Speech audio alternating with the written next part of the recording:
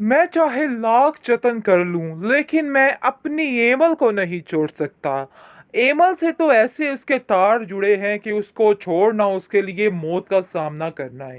खैर, आप देखेंगे कि वो एमल को बार बार यकीन दिलाने की कोशिश कर रहा है कि बीबी मेरी बात का यकीन कर लो, मैं तुमसे बेहद प्यार करता हूँ। लेकिन जी, जो काम तुमने शहरयार भाई कर दिया है, उसके बाद ये उम्मीद नहीं की जा सकती कि तुम तो कुछ भी कर सकते हो। क्योंकि जैसे ही तुमने अपनी जिंदगी में आयमा को शामिल किया था, तो समझो तुम्हारी सारी चीजें फेल हो चुकी हैं।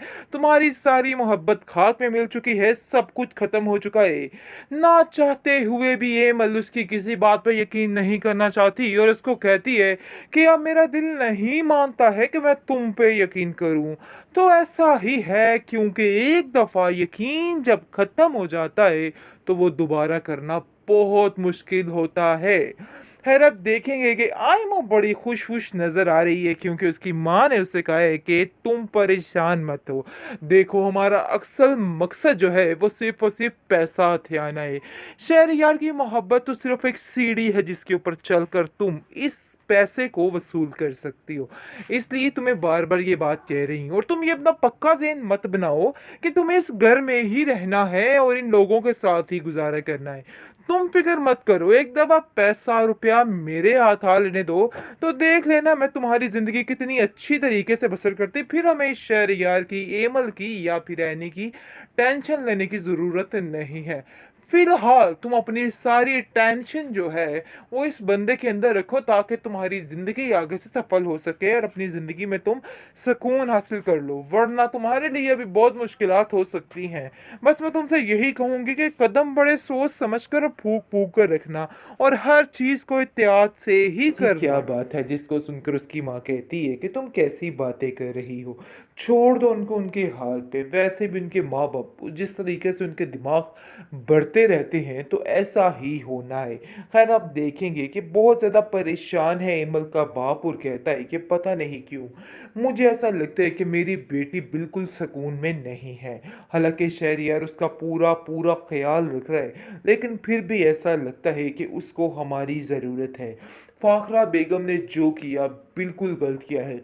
इस चीज़ की माफ़ी उसको कभी भी नहीं मिलेगी, और जो कुछ उसने किया उसकी बेटी के साथ, ये सब कुछ होकर ही रहेगा। मैं इस चीज़ के लिए कभी भी उसको माफ़ नहीं करूँगा। खैर, आप देखेंगे कि फाखरा पूरे तरीके से कोशिश कर रही है कि नाइंसाफ़ी कहीं ना हो, और वो एमल को भी समझाती है कि देखो एमल, ऐसे मत करो।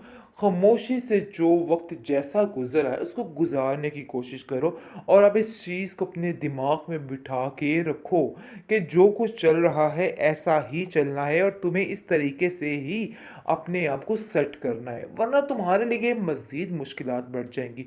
और मैं नहीं चाहती कि घर में किसी किस्म की कोई लड़ाई झगड़ा फसाद पड़े, इसलिए बेहतर यही है कि तुम भी खामोश रहो और आयमा भी खामोश रहे। मैं आप दोनों को यही मशवरा दूंगी। आगे से आप देखेंगे कि इमल कहती है कि मुझसे ये चीज़ें बर्दाश्त नहीं हो रही हैं। साफ साफ बात है कि आपको कोई ना कोई फैसला करना ही पड़ेगा, कोई ना कोई तरीका इख्तियार करना ही पड़ेगा, क्योंकि ये जो कर रही हैं, ये हो रहा है, ये नाकाबिले बर्दाश्त है, और मैं किसी भी तौर पर इन सब बातों को बर्दाश्त नहीं कर पाऊंगी।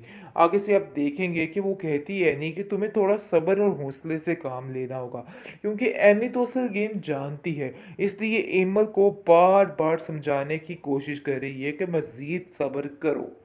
ड्रामा सीरियल पर रंग के नेक्स्ट एपिसोड में आप देखेंगे कि बहुत बहुत कोशिश कर रही है इमल कि वो इस चीज़ से छुटकारा हासिल करे और सब कुछ ठीक कर दे, यानी कि अपने दिलो दिमाग से इस बात को निकाल दे कि आयमा भी इस घर में मौजूद है, क्योंकि शहरयार तो सिर्फ और सिर्फ उसका ध्यान रख कर है और उस पर ही नज़र रख रहा है, लेकिन फिर भी उसको ये चीज़ बर्दाश्त नहीं हो रही है। इसलिए वो अपनी सास के पास जाती है और कहती है कि मेरी आपसे इल्तिजा है, आप इस लड़की को मेरी नज़रों से दूर कर दे या फिर मुझे उसकी ज़िंदगी से दूर कर दे, क्योंकि मैं ये माजरे नहीं देख सकती, मैं ज़्यादा देर तक ये बर्दाश्त नहीं कर सकती। जिसको सुनकर आप देखेंगे कि उसकी सास कहती है तुम्हारा दिमाग ख़राब हो चुका है, एवल तुम कैसी बातें कर रही हो, इस तरह की बेवकूफ़ी कभी भी मत करना। देखो, जो चल रहा है, जैसा चल रहा है, उसको वैसे ही चलने दो। इस तरह की बेवकूफ़ी करके तुम्हारे हाथ कुछ भी नहीं आने वाला। खैर आप देखेंगे कि वो औरत आइमा और एमल में दोनों में नाइंसाफ़ी नहीं करना चाहती और चाहती है कि सारा सिस्टम ठीक रहे और सब कुछ बेहतरीन रहे। लेकिन पता नहीं क्यों एमल को ये बात रास नहीं आ रही। असल में वो बात जानती ही नहीं कि उसके साथ असल माजरा क्या हुआ है और क्या हकीकत है। एनी इन सब बातों को बताने से गुरेज कर रही है क्योंकि वो जानती है कि जिस दिन ये बात खुलकर सामने आ गई तो सब कुछ ख़त्म हो जाएगा और शरारत के दिल से ये सारी मोहब्बत वहब्बत के चक्कर निकल जाएंगे और उसकी बहन बेचारी अकेली रह जाएगी। इस बात की टेंशन उसको मज़ीद परेशान कर दिया है और वो सोच रही है कि आखिर वो क्या करे और क्या ना करे। इसलिए आप देखेंगे कि आयमा कहती है कि कोई ना कोई ऐसी बात तो ज़रूर है जो एनी और अफान के दरमियान चल रही है क्योंकि मुझे इनकी तबीयतें कुछ ठीक नहीं लग रही। ऐसे लग रहा है कि इनको किसी चीज़ की घबराहट है। पता नहीं वो ऐसी क्या बात है जिसको सुनकर उसकी माँ कहती है कि तुम कैसी बातें कर रही हो, छोड़ दो उनको उनके हाल पे। वैसे भी उनके माँ बाप जिस तरीके से उनके दिमाग बढ़ते रहते हैं तो ऐसा ही होना है। खैर आप देखेंगे कि बहुत ज़्यादा परेशान है एमल का बाप और कहता है कि पता नहीं क्यों मुझे ऐसा लगता है कि मेरी बेटी बिल्कुल सुकून में नहीं है। हालांकि शहरियार उसका पूरा पूरा ख्याल रख रहा है लेकिन फिर भी ऐसा लगता है कि उसको हमारी ज़रूरत है। फाखरा बेगम ने जो किया बिल्कुल गलत किया है। इस चीज़ की माफ़ी उसको कभी भी नहीं मिलेगी और जो कुछ उसने किया उसकी बेटी के साथ ये सब कुछ होकर ही रहेगा। मैं इस चीज़ के लिए कभी भी उसको माफ़ नहीं करूँगा। खैर आप देखेंगे कि फाखरा पूरे तरीके से कोशिश कर रही है कि नाइंसाफ़ी कहीं ना हो और वो एमल को भी समझाती है कि देखो एमल ऐसे मत करो। खामोशी से जो वक़्त जैसा गुज़रा है उसको गुज़ारने की कोशिश करो और अब इस चीज़ को अपने दिमाग में बिठा के रखो कि जो कुछ चल रहा है ऐसा ही चलना है और तुम्हें इस तरीके से ही अपने आप को सेट करना है, वरना तुम्हारे लिए मज़ीद मुश्किलात बढ़ जाएँगी।